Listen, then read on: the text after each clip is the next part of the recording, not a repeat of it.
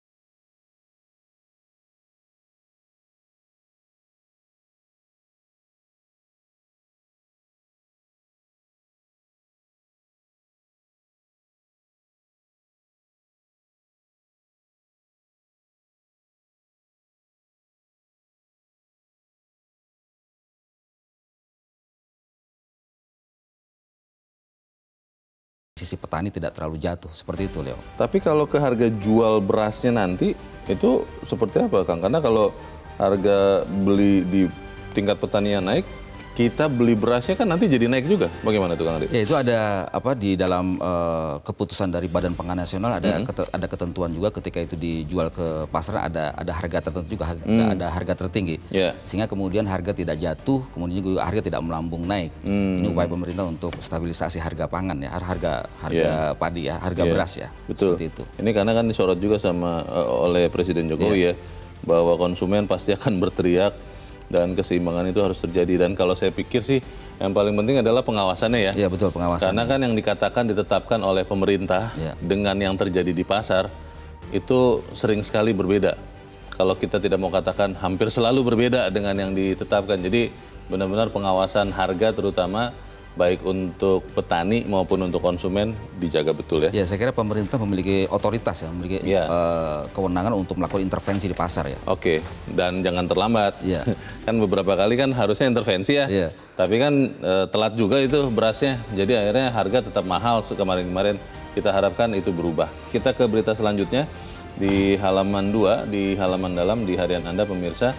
Ini terkait dengan Mahkamah Konstitusi, Kang Ade. Tugas berat memulihkan kepercayaan publik. Saya tertarik nih dengan kata memulihkan. Artinya kan ada yang tidak pulih, ada yang tidak normal, ada yang tidak dipercaya. Memang MK selama ini tidak dipercaya maksudnya? Atau bagaimana nih, Kang Ade? Ya, saya kira ada beberapa kasus ya, bagaimana kepercayaan publik kemudian dicederai ya oleh Mahkamah Konstitusi. Jadi menurun.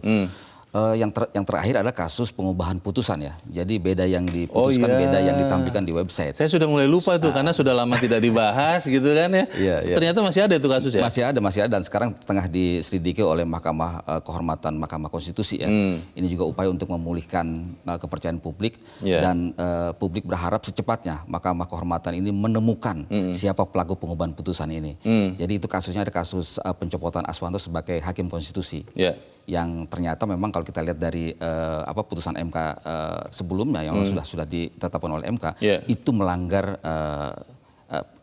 melanggar ketentuan dari MK sendiri seperti itu. Ya, dan kemudian akhirnya tulisannya berbeda dengan ucapannya ya. Betul ya. Jadi ini menarik nih, Mahkamah Konstitusi yang harusnya kita anggap setara dengan Undang-Undang Dasar, tapi ternyata yang kita katakan dengan yang tertulis bisa beda. Ya, betul. Kalau begitu kapan-kapan kita bikin seperti itu juga mungkin Kang Ade ya. Supaya kemudian kita aman, yang kita bicarakan apa, yang tertulis apa begitu ya. Dan ini bisa tidak dipulihkan oleh ketua baru yang lama nih sebenarnya. Bagaimana Kang Ade? Ya saya kira dengan duet yang muda dan yang senior ya, antara Pak Anwar Usman dan Pak Prof. Saldi Isra, ini saya kira duet yang sangat bagus ya. Dimana kita tahu bahwa Saldi Isra selama ini juga memang lama emang orang kampus, akademisi, kemudian juga beliau aktif di gerakan-gerakan pemberantasan korupsi. Saya yakin itu bisa dipulihkan. Oke. Yang penting kita juga berharap bahwa masing-masing punya integritas ya. Iya, betul. Karena kalau tidak nanti seperti proses pemilihannya kan ada yang lucu itu, ada satu suara yang terus-terusan memilih dua begitu, makanya dikatakan gugur ya. Saya sampai berpikir, masa seorang hakim konstitusi tidak paham bahwa yang dipilih itu hanya boleh satu begitu loh. Betul. Ya sudah, kita ikuti nanti. Aneh juga memang itu. Iya, lucu itu.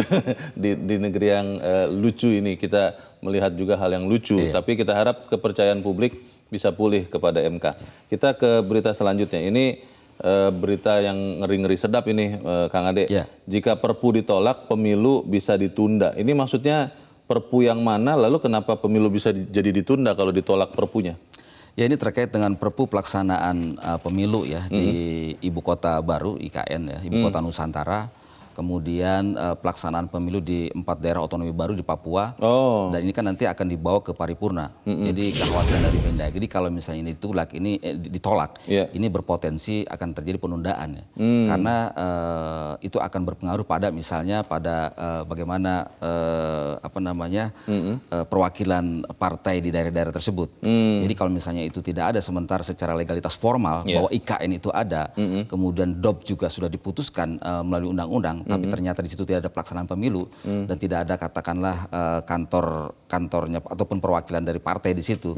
Ini juga mengakibatkan proses pemilu ataupun tahapan pemilu belum selesai, jadi masalah seperti itu. Jadi tergantung pada bagaimana 9 praksi ini nanti sepakat atau tidak dalam paripurna. Kalau tidak ya ini akan berbahaya juga, berkonsekuensi pada penundaan pemilu seperti itu. Memang kalau bukannya aturannya kalaupun ditolak Perpu tetap berlaku itu, atau harus dibuat Perpu baru ya untuk kalau sampai ditolak fraksi ya di rapat paripurna? Ya, justru persetujuan dari DPR ini sangat-sangat penting sekali. Ini akan berdampak pada bagaimana legalitas dari Perpu itu sendiri. Untuk mengubahnya kemudian menjadi undang-undang begitu ya, dan baru bisa berlaku untuk seterusnya. Oke, kita percaya sih wakil-wakil rakyat kita bijak ya, Kang Ade ya. Jangan kemudian ada kejutan-kejutan lagi begitu. Jangan suka mengejut-mengejutkan lah. Kejutan itu potongan harga saja gitu untuk rakyat ya. Jangan bikin kaget ya. Itu dia. Dan kita ke editorial. Editorial ini mungkin adalah titik kulminasi dari perjuangan selama ini dari wakil-wakil rakyat yang memperjuangkan dan juga pemerintah ya. Rancangan undang-undang perlindungan pekerja rumah tangga. Tapi kan kembali lagi seperti yang tadi barusan kita bahas. Jangan-jangan ada kejutan lagi begitu ya ketika mau memutus menjadi undang-undang. Ini bagaimana cara mengawalnya supaya tidak ada kejutan seperti itu, Kang Ade? Ya saya kira pertama adalah harus kita ketahui filosofi dari rancangan undang-undang perlindungan pekerja rumah tangga ini. Itu dari sisi filosofi harus kita paham betul, kemudian juga bagaimana secara substansi. Ini kan filosofinya adalah bahwa profesi pekerja rumah tangga ini profesi yang memang harus diakui ya. Mereka bekerja keras untuk menyiapkan segala sesuatunya di rumah ya, untuk majikan. Nah ini saya kira pekerja yang memang sudah profesi yang sudah lama sekali ya. Dan ini sangat dibutuhkan oleh saya kira juga oleh sekian banyak rumah tangga ya. Nah, yang menarik adalah dari Undang-Undang Perlindungan Pekerja Rumah Tangga ini ada 4 poin ya. Pertama adalah pengakuan bahwa profesi rumah tangga ini adalah profesi yang memang sama dengan profesi yang lainnya. Kemudian yang kedua adalah soal perlindungan hukum. Yang lainnya adalah soal bagaimana jaminan tidak ada diskriminasi, pengakuan terhadap HAM. Kemudian yang lain adalah mengenai pemenuhan hak-hak pekerja. Nah, yang lebih penting lagi adalah mengatur hubungan kerja antar pembantu rumah tangga, pemberi kerja atau majikan dan pemerintah atau pihak-pihak lain yang terlibat. Jadi ini adalah sebuah lex spesialis ya dari sebuah undang-undang. Saya kira harus diapresiasi perjalanan panjang 19 tahun yang penuh onak duri gitu. Dan ini akan sampai pada puncaknya di paripurna nanti. Paripurna ini bulan apa ya? Paripurnanya bulan ini juga. Oh, bulan ini juga ya? Maret juga. Jadi mudah-mudahan ini tidak terlalu lama. Karena 4,2 juta pekerja rumah tangga menanti kepastian hukum bagi mereka dengan terbitnya rancangan undang-undang PPRT ini. Pertanyaannya, benarkah akan jadi undang-undang? Siapa tahu di tengah jalan ada rancangan undang-undang lain yang nyelip. Lalu kalau sudah jadi undang-undang, benarkah bisa melindungi pekerja rumah tangga? Kita akan bahas itu, Kang Andi. Dan inilah editorial Media Indonesia untuk hari ini, Kamis 16 Maret 2023, mengawal perlindungan kaum bedinda.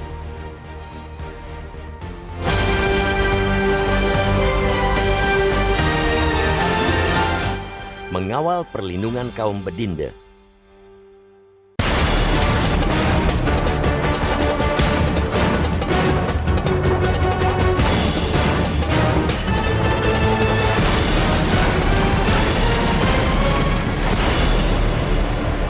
Rancangan undang-undang tentang perlindungan pekerja rumah tangga akan menjadi perhatian DPR RI dengan ikut mempertimbangkan berbagai aspirasi dari masyarakat serta memperhatikan situasi dan kondisi yang berkembang saat ini. Satu langkah maju untuk perlindungan pekerja rumah tangga dibuat DPR RI. Pada Selasa 14 Maret, Badan Musyawarah DPR memutuskan membawa rancangan Undang-Undang Perlindungan Pekerja Rumah Tangga atau rancangan Undang-Undang PPRT ke sidang paripurna berikutnya untuk disahkan menjadi rancangan Undang-Undang Inisiatif DPR. Memang tahapan itu bukan berarti bangsa ini dapat dengan cepat memiliki undang-undang terkait para bedinda. Rancangan undang-undang itu masih harus dibahas bersama DPR dan pemerintah untuk kemudian dapat disahkan. Meskipun demikian, satu langkah maju tetap pantas diapresiasi karena sudah 19 tahun rancangan undang-undang PPRT mandek. Pada tahapan baru ini, kita juga harus semakin ketat mengawal agar seluruh pasal benar-benar menggunakan perspektif perlindungan. Dalam draft yang diungkap ke publik awal tahun ini, sejumlah perbaikan tampak muncul. Draft rancangan undang-undang yang sebelumnya dikritik pedas karena seolah-olah DPR lebih memosisikan diri sebagai majikan, tampak sudah berubah. Memang hak-hak batasan lingkup dan waktu kerja, pengaturan libur, hingga pelatihan telah ada. Namun, belum adanya jerat pidana dalam rancangan undang-undang tersebut menunjukkan tidak adanya ketegasan perlindungan. Kini pada draft yang diungkap pertengahan Januari lalu, dalam pasal 30 dicantumkan ancaman pidana pada pemberi kerja yang mendiskriminasi, mengancam, melecehkan, dan atau menggunakan kekerasan fisik dan non-fisik kepada pekerja rumah tangga. Ancaman pidananya mencapai 8 tahun atau denda paling banyak 125 juta rupiah. Tak hanya itu, penyalur juga diancam pidana 6 tahun dan denda paling banyak 100 juta rupiah jika memberikan informasi palsu. Adapun bagi penyalur yang mengintimidasi dan melakukan kekerasan terhadap PRT, ancaman pidananya 8 tahun. Kita harus mengawal agar pasal-pasal pidana ini tidak melemah atau bahkan hilang. Terlebih, sejatinya keberadaan pasal-pasal itu pun belum dapat menjamin situasi kerja yang aman bagi PRT. Dengan lingkup pekerjaan yang berada di ruang privat dan jumlah rekan seprofesi yang minim atau bahkan tidak ada, maka celah pelanggaran atas hak PRT sangat besar. Jangankan hak terlindungi dari kekerasan, hak batasan waktu kerja pun sangat mudah dilanggar. Sebab itu, selain memastikan pasal-pasal krusial, kita juga membutuhkan badan khusus perlindungan PRT sebagaimana yang dimiliki Filipina. Negara tetangga ini bukan hanya dikenal sebagai pengekspor besar PRT, tapi juga karena kualitas pekerjanya yang mumpuni. PRT asal Filipina pun menjadi favorit di negara-negara maju seperti Amerika Serikat dan Eropa. Karena itu pula, mereka bergaji jauh lebih tinggi daripada PRT negara lain. Kualitas tinggi PRT Filipina bukan semata karena pelatihan dari lembaga penyalur. Badan khususlah yang berperan memastikan semua hak dan kewajiban mereka terpenuhi. Sistem juga berjalan bukan sekadar karena ancaman sanksi, tapi juga berkat adanya pengawasan yang berjenjang. Hasilnya, negara tersebut dapat membangun PRT sebagai profesi yang bermartabat sebagaimana profesi lainnya. Tujuan besar itu pula yang harus kita sadari. Kenyataan bahwa jumlah PRT jauh lebih banyak daripada pekerja di sektor lainnya ialah hal yang harus disikapi dengan penghargaan tinggi. Sebagaimana disebutkan Presiden Joko Widodo, jumlah PRT di Indonesia diperkirakan mencapai 4 juta orang atau jauh lebih tinggi daripada jumlah guru yang mencapai sekitar 3 juta. PRT Indonesia didominasi perempuan atau sekitar 84% dan sekitar 18% di antara mereka ialah anak-anak. Itu berarti PRT merupakan profesi yang memang menjadi tumpuan bagi kelompok ekonomi, gender, dan usia yang lemah. Tanpa perlindungan, kelompok ini adalah sasaran sangat empuk bagi penindasan. Dampaknya sebenarnya bukan hanya kasus kekerasan orang per orang. Tanpa perlindungan, kaum bedinda hanya menjadi profesi pelanggeng kemiskinan dan berbagai ketidaksetaraan. Sebaliknya, dengan perlindungan menyeluruh, profesi ini sesungguhnya dapat menjadi pintu perubahan, baik bagi sang pekerja maupun keluarganya. Itulah tujuan yang harus dimulai dengan mengawal rancangan undang-undang PPRT.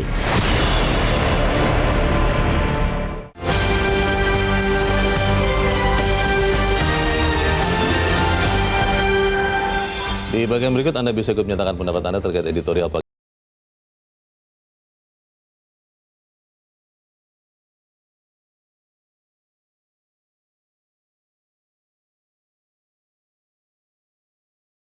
Bung Leo. Sehat-sehat ya Mas Willy ya. Ini berita bagus dong ya ketika akhirnya rancangan undang-undang PPRT masuk ke paripurna. Tapi pertanyaannya, apakah kalau sudah masuk ke paripurna pasti akan segera jadi undang-undang, pasti jadi undang-undang, atau ada kemungkinan tersisih lagi dengan rancangan undang-undang yang lain? Bagaimana, Mas Willy? Ya, ini naskah akademik dan draft rancangan undang-undangnya sudah selesai dari Juli 2020. Paripurna ini mengesahkan dia sebagai hak inisiatif DPR, lalu dikirim ke pemerintah Bung Leo untuk diterbitkan surpres dan DIM-nya.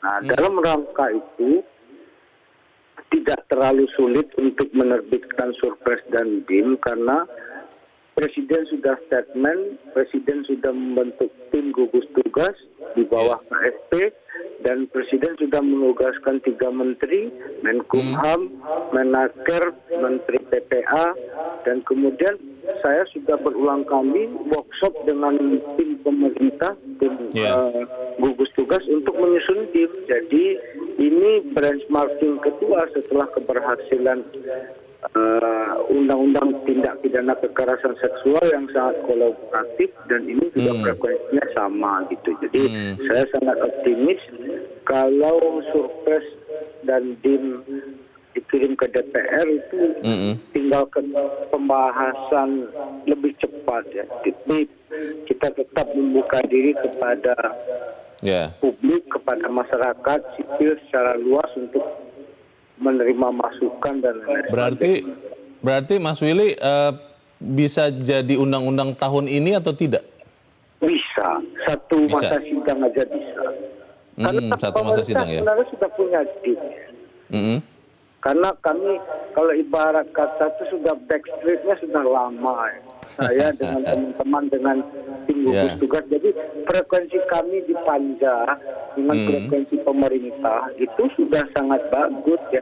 Jadi ya kita berharap ada apa ya, sengsara membawa nikmat aja. Yang penting ini kata Bung Leo tadi, ini menunggu waktu paripurna, semoga ini mungkin paripurnanya Selasa depan gitu ya. Itu kalau sudah jadi undang-undang ya Mas Willy, itu kan tentunya perlu peraturan turunannya. Itu kira-kira masih sempat diperhatikan, dibuat atau tidak ya? Karena kan kalau kita lihat tahun ini sampai tahun depan, tahun-tahun pemilu itu mungkin ya sudahlah, yang penting kan undang-undang ini sudah jadi, nanti peraturan turunannya kemudian saja begitu. Bagaimana Mas Willy? Ya, tapi yang paling penting Bung Leo adalah undang-undang yang sederhana kok. 34 pasal. Hal-hal yang prinsipil adalah bagaimana kan patahnya atau kosongnya ruang di dalam Undang-Undang 13/2003 tentang ketenagakerjaan. Di dalam Undang-Undang 13/2003 itu pekerja itu hanya orang yang bergerak di sektor barang dan jasa. Nah, social workers, domestic workers itu belum diakui gitu, betul. Jadi ini usaha yang paling minimalis dalam proses memberikan perlindungan lah ya.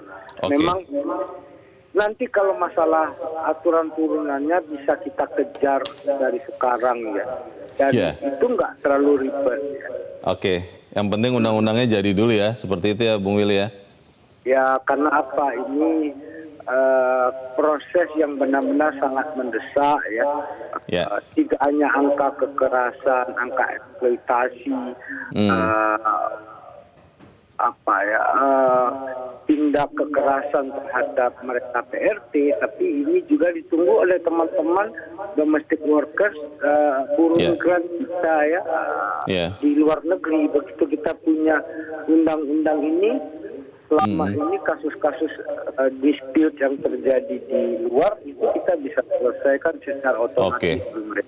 Iya, tentunya ini kabar baik untuk sebagian sekitar 4 juta orang ya, tapi tentunya juga untuk kita semua karena ada kepastian hukum untuk hubungan kerja antara pemberi kerja dan pekerja rumah tangga. Begitu ya Bung Willy ya? Di dalam negeri sudah hampir 10 juta Bung Leo. Sudah hampir 10 juta malah ya? Oke. Baik, kita tunggu nanti sama-sama undang-undang ini segera keluar. Untuk saat ini terima kasih Ketua Panja RUU PPRT Willy Aditya sudah mencerahkan kami. Selamat pagi Bung Willy. Pertanyaannya itu Kang Ade, ini tadi sih Bung Willy optimis bahwa akan jadi undang-undang tahun ini karena persiapannya sudah banyak, sudah dilakukan. Pertanyaan besarnya adalah apakah ini akan jadi, mengingat ini kan tahun-tahun pemilu yang mungkin fokusnya teralih ke hal yang lain. Bagaimana Kang Ade? Ya saya kira akan disahkan ya kalau kita lihat dari kekuatan partai politik yang mendukung ya sejak awal ya. RUU PRT ini kan ada sekitar 7 partai ya, ini solid sekali. Kemudian 2 partai yang kemarin-kemarin antara PDIP dan Golkar kan ngambang ya, bahkan terkesan menolak ya dan menganggap tidak perlu RUU PRT ini. Tetapi terakhir dengan kesepakatan di Bamus di mana semua partai itu ada untuk membawa ke paripurna, ini saya kira sebagai sinyal bahwa itu akan disahkan ya, menjadi undang-undang. Dan saya kira ini harus betul-betul harus didukung oleh semua pihak ya, semua partai-partai. Dan saya kira juga sangat berisiko apabila nanti dalam paripurna ada partai yang menolak terang-terangan. Ini juga saya kira juga mereka akan berhitung juga, akan mengkalkulasi pertimbangan elektoral nanti ya. Nah ini saya kira memang harus disahkan karena PRT ini kan pekerja domestik ya. Pekerja domestik ini kan pekerja sektor privat ya, di mana sulit untuk diawasi ya. Tetapi sulit diakses oleh pemerintah. Tetapi dengan adanya ketentuan ini dari hulu sampai hilir, ini ada kepastian hukum ya di situ. Jadi ada aturan-aturan yang sangat rinci bagaimana kemudian jaminan kepastian hukum, perlindungan hak asasi manusia dan sebagainya. Ini betul-betul hadir dalam undang-undang tersebut. Apakah memang kepastian bahwa ini akan jadi undang-undang itu sudah 100% atau memang masih ada kemungkinan untuk mungkin tidak batal ya, tapi tertunda atau mundur lagi begitu? Ya saya kira kemungkinannya akan disepakati ya, karena memang pasal-pasalnya sudah jelas sekali, ada 34 pasal. Termasuk 2 fraksi yang menolak atau mengambang tadi? Ya mengambang, ya saya kira sudah sinyal sudah sangat bagus ya. Ada 34 pasal dan kemudian di dalamnya juga ada 14 substansi ya, dari hulu sampai hilir kemudian di situ diakomodasi.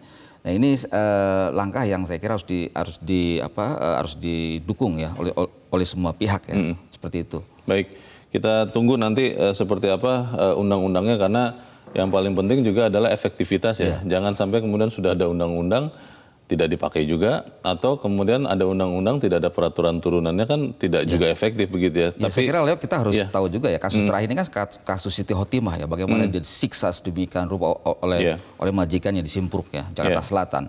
Bagaimana kemudian dia disundut kemudian juga disiram air panas, ini sebuah sadisme yang saya kira sangat luar biasa gitu. Baik, kita akan jeda dahulu Kang Ade dan kita akan lanjutkan berikutnya. Kita edit.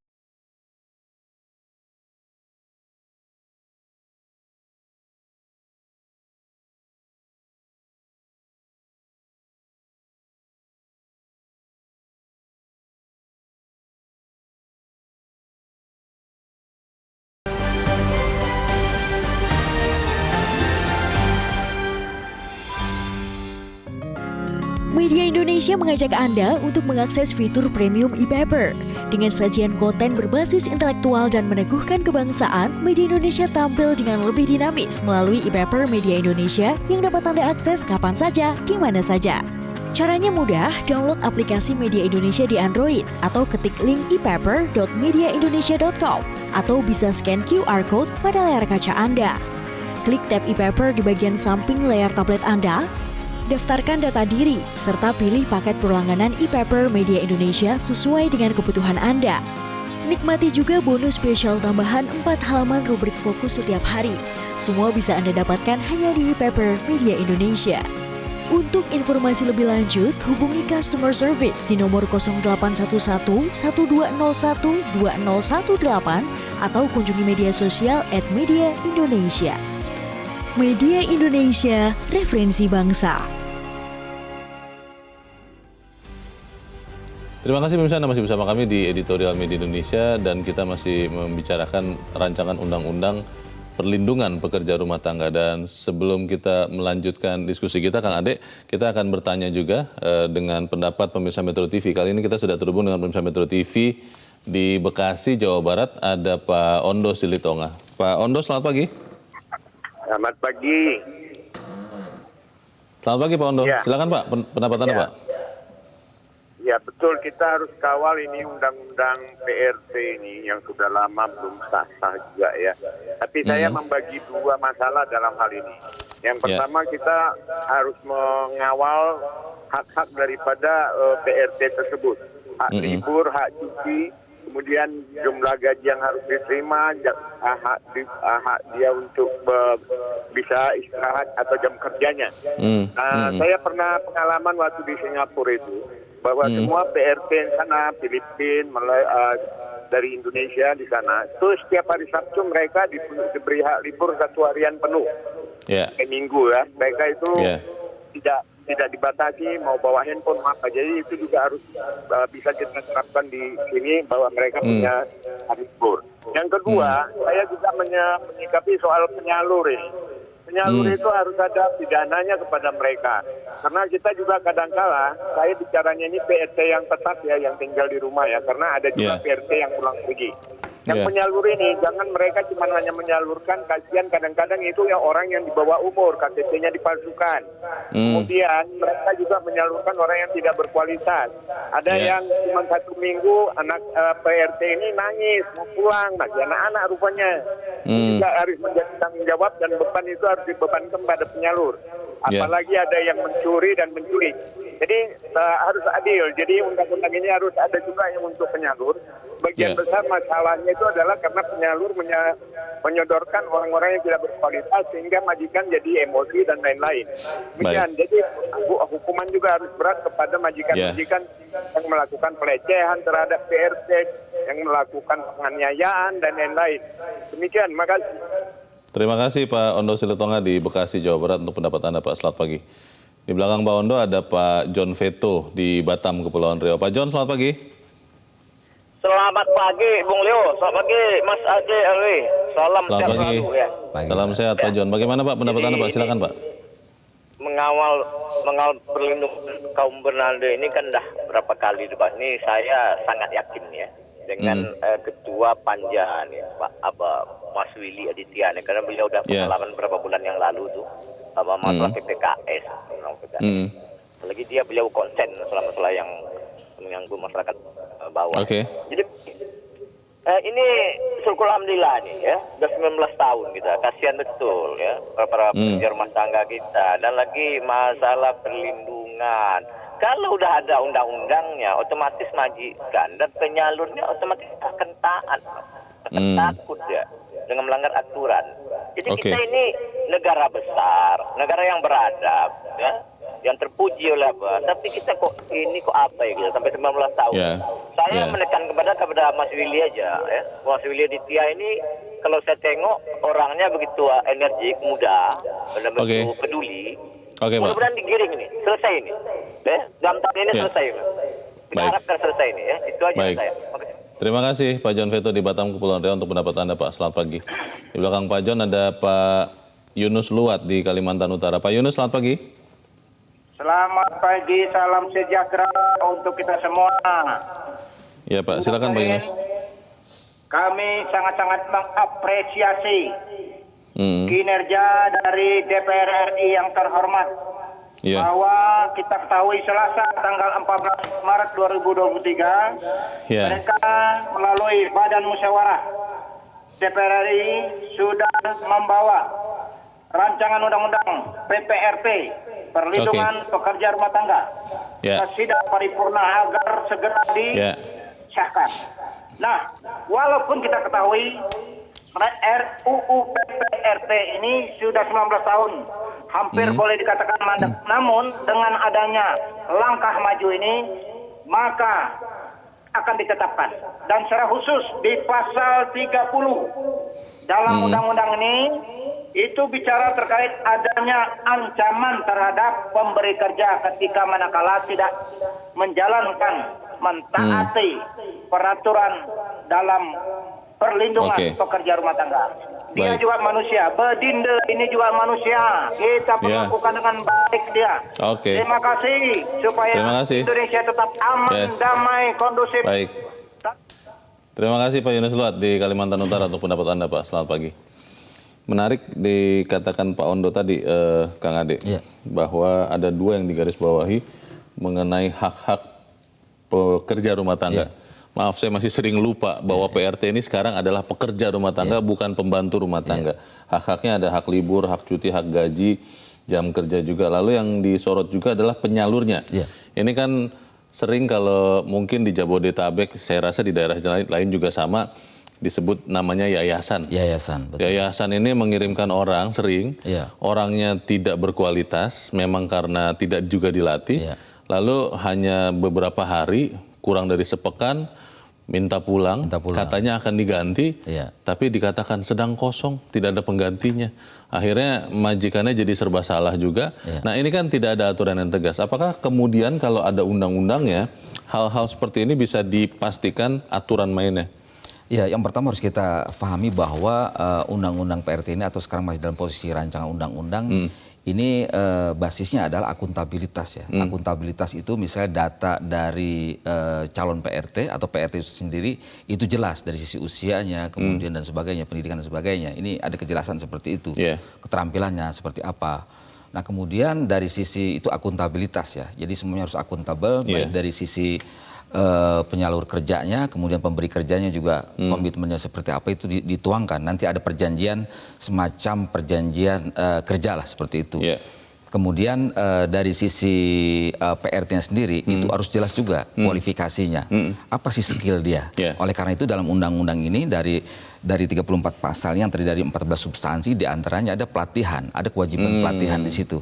Artinya nggak semata-mata ini bawa anak dari kampung kemudian disuruh kerja di sebuah rumah tangga, itu tidak. Jadi ada beberapa ketentuan-ketentuan yang harus dipenuhi. Nah yang menarik tadi yang disampaikan oleh Pak Ondo adalah soal izin libur ya, atau cuti. Ya betul, kalau kita lihat misalnya di Orca itu kan banyak sekali tuh hari Sabtu Minggu tuh PRT kita tuh luar biasa itu. Mereka bersenang-senang di taman itu kan. Betul. Kemudian juga di Victoria Park misalnya itu juga sama gitu. Jadi saya kira Indonesia adalah harus lebih beradab ya. Kita negara besar, negara Pancasila. Ini saya kira harus betul-betul harus secepatnya undang-undang ini harus disahkan seperti itu, Leo. Karena kita tahu bahwa domestic workers ini adalah pekerjaan yang memang rawan diskriminasi. Rawan diskriminasi, rawan kekerasan dan sebagainya, pelanggaran hak asasi manusia lainnya. Jadi ini harus disegerakan seperti itu. Pertanyaan mendasar begini Kang Ade. Kan kalau sebelum ada undang-undang, karena ini sifat pekerjaannya adalah di rumah. Dan rumah itu kan ranah privat. Kalau itu tindak pidana umum, katakanlah pembunuhan atau yang lain terjadi di rumah, maka aparat penegak hukum, polisi bisa langsung masuk meskipun tidak ada aduan. Nah kalau nanti ada undang-undang perlindungan pekerja rumah tangga ini, kalau sampai ada terjadi tindak kekerasan, katakanlah contohnya begitu, di rumah, apakah itu artinya kemudian seperti tindak pidana umum yang lain, itu kemudian penegak hukum bisa langsung masuk? Karena ini kan rumah ya, ranah privat ini. Kalau tidak berhati-hati aparat penegak hukum bisa salah juga. Itu kira-kira bagaimana, Kang Ade? Nah, oleh karena itu dengan adanya undang-undang ini persoalan kekerasan itu bukan masalah yang sifatnya privat ya. Saya kira dimanapun baik itu di rumah ataupun di luar ya. Ini, bahwa tindak pidana kekerasan itu adalah bisa diakses oleh pihak aparat penegak hukum. Jadi tidak mesti ada undang-undang ini. Tetapi dengan adanya undang-undang ini maka ada kewajiban juga dari penyalur kerja misalnya melakukan kontrol juga. Bagaimana sih orang yang dia kirim ini gimana, betah apa enggak. Biasanya kontrolnya paling hanya 1 pekan atau kurang dari 1 pekan. Setelah itu hampir nggak ada kontrolnya. Nah itu saya kira nanti di dalam aturan turunan itu mesti lebih detail lagi kontrolnya seperti apa. Jangan kemudian penyalur kerja ini melepas begitu saja anak yang dikirimkan ya. Betul. Atau orang yang menjadi PRT gitu. Jadi ada kewajiban dari kontrol itu sendiri.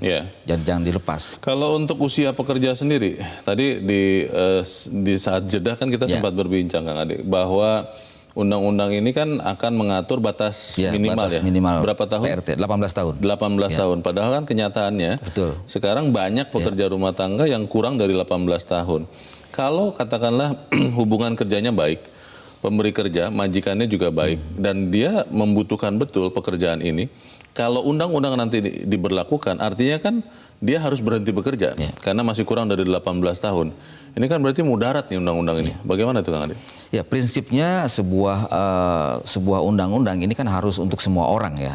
Jadi hukum berlaku untuk semua orang, kemudian juga penegakan hukum juga equal for the law.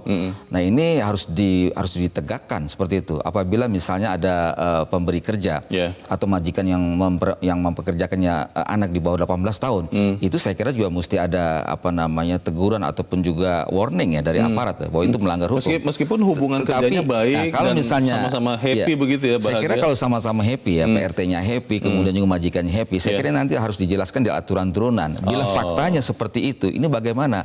Apakah itu sebagai upaya mempekerjakan anak secara gelap atau seperti apa? Karena kan batas usianya 18 tahun. Nah itu mungkin saya kira di aturan turunan harus diakomodasi hal seperti itu. Kan nggak mungkin juga katakan dia lulus SMP, anaknya baik, tapi dia nggak punya modal buat sekolah, tapi kemudian dia bekerja menjadi PRT dan hubungan sangat baik, happy, keluarga di kamunya juga happy. Ini kan juga tidak serta-merta dengan adanya undang-undang ini kemudian harus bubar gitu. Hubungan kerja itu. Nah ini saya kira juga ruang-ruang bagaimana akomodasi ini saya kira di aturan turunan itu nanti bisa diakomodasi. Saya terus terang belum melihat isi pasti dari rancangan undang-undang ini Kang Ade, tapi beberapa teman yang merupakan pemberi kerja ya, majikan, mereka ada pekerja rumah tangga di rumahnya, mereka bertanya, itu nanti kalau disamakan dengan profesi formal yang lain, upahnya bagaimana ya? Gajinya seperti apa? Apakah disamakan dengan UMR misalnya? Atau seperti apa? Kalau disamakan kan jadi agak kurang fair ya. Kenapa saya bilang? Ya kan tingkat pendidikannya berbeda. Iya, betul. Apakah kemudian dengan tingkat pendidikan yang relatif lebih rendah, tapi gajinya harus sama minimal dengan pekerja yang di profesi lain yang tingkat pendidikannya lebih tinggi. Itu di rancangan undang-undangnya diatur atau tidak itu Kang? Ya dalam rancangan undang-undang memang diatur, tapi ini masih dissenting opinion ya. Yang pertama pasal krusial itu soal pengupahan, kemudian juga soal batas usia minimal ya. PRT itu juga masih dissenting opinion. Nanti mungkin di dalam paripurna, meskipun katakanlah ada yang bersikap kritis ya, fraksi yang bersikap kritis, saya kira akan banyak memberikan catatan-catatan ini. Nah catatan inilah saya kira juga nanti akan bisa diakomodasi dalam aturan turunan. Jadi soal pengupahan, soal batas kerja seperti itu nanti saya kira akan mendapatkan catatan yang kritis juga dari sejumlah fraksi ya. Ini kejutan yang menyenangkan tentunya. Saya terus terang tadinya jujur ya Kang Ade, berpikir ini tidak akan jadi undang-undang nih, karena kan bukan undang-undang yang sering disebut dalam tanda petik basah begitu ya. Tidak punya efek elektoral yang besar begitu, tapi ternyata jadi juga. Pertanyaannya adalah apakah kemudian kita benar-benar bisa mengawal sampai jadi undang-undang? Caranya bagaimana? Kita bahas di bagian berikut Kang Ade. Namun saya tetap bersama kami, Editorial Media Indonesia segera kembali.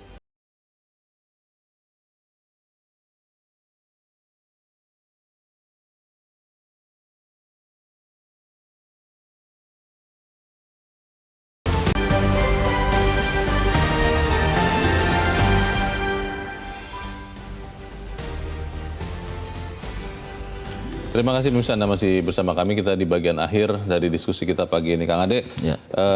Judul editorial adalah mengawal. Kalau Kang Ade dan saya adalah anggota dewan itu bisa langsung kita lakukan. Tapi sebagai anggota masyarakat, apa yang bisa kita lakukan untuk mengawal rancangan undang-undang perlindungan pekerja rumah tangga ini benar-benar bisa jadi undang-undang? Ya, saya kira apa yang dilakukan oleh koalisi masyarakat sipil ya, yang mengawal sejak lama dan kemarin betul-betul gegap gempita mengawalnya, saya kira ini juga masyarakat harus berpartisipasi di situ dalam proses pengawalan ya. Kita memang dalam proses pengambilan keputusan boleh jadi akan ada dua hal Leo. Pertama adalah akan terjadi musyawarah mufakat, ya, jadi semuanya ini sepakat mulus, tapi misalnya dengan memberikan catatan kritis, tapi juga boleh jadi juga proses pengambilan keputusan secara voting ya. Artinya ya masing-masing fraksi ya unjuk tangan gitu, mana yang menolak, mana yang setuju. Ya. Jadi lewat pemungutan suara. Saya kira dua hal ini ada proses pengambilan keputusan yang sah ya. Nah, yang paling penting adalah bagaimana sebelum disahkannya ada proses-proses yang sifatnya saya kira juga good governance ya. Bagaimana menjaga akuntabilitas ya dari sisi kepastian dari pemberi kerja, kemudian juga dari PRT-nya, dari majikannya. Kemudian yang lain adalah asas transparansi. Bagaimana transparansi dari pengambilan keputusan, bagaimana akomodasi pemerintah dengan masukan dari berbagai masyarakat dan juga media misalnya. Kemudian transparansi, partisipasi juga harus betul-betul undang-undang PRT yang nanti akan disahkan ini betul-betul memang berasal dari bawah, berasal dari masyarakat, bukan top down dari atas. Jadi akarnya biar kuat seperti itu. Oke, ada pertanyaan juga begini Kang. Ini kan kalau di Jabodetabek sering penyalur ya yang tadi dikatakan Pak Ondo, yang kemudian menjadi dalam tanda petik perantara antara majikan dengan pekerja rumah tangga. Kalau undang-undang ini jadi, bagaimana? Apakah ini juga akan mengatur pekerja rumah tangga yang tidak masuk kepada penyalur, yang jalur hubungannya antara pemberi kerja majikan langsung kepada PRT-nya. Ini pengaturannya seperti apa itu nanti?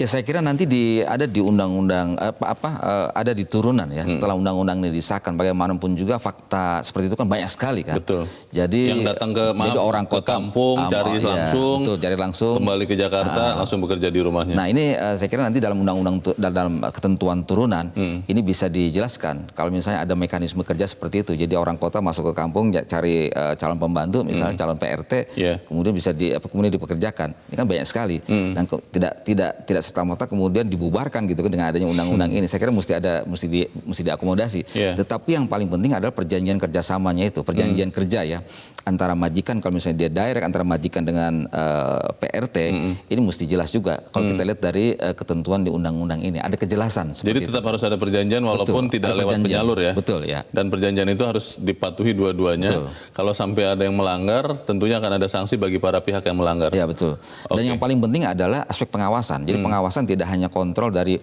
penyalur kerja, dia mengirimkan anak ke rumah tangga itu, tetapi juga dari aparat penegak hukum dan dari dinas ketenagakerjaan itu bisa mengakses rumah tangga tersebut apakah benar atau tidak mempekerjakan anaknya. Baik, penyalur kerja mengirimkan pembantu ya, pekerja ya, bukan anak, karena anak tidak boleh kan Kang? Tidak boleh. Ya.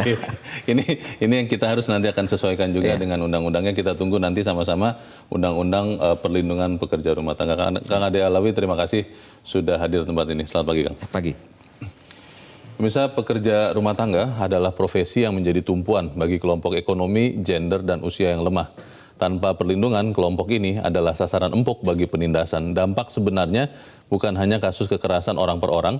Dengan perlindungan menyeluruh, profesi ini sesungguhnya bisa menjadi pintu perubahan, baik bagi sang pekerja maupun keluarganya. Mari kita kawal sama-sama agar rancangan undang-undang benar-benar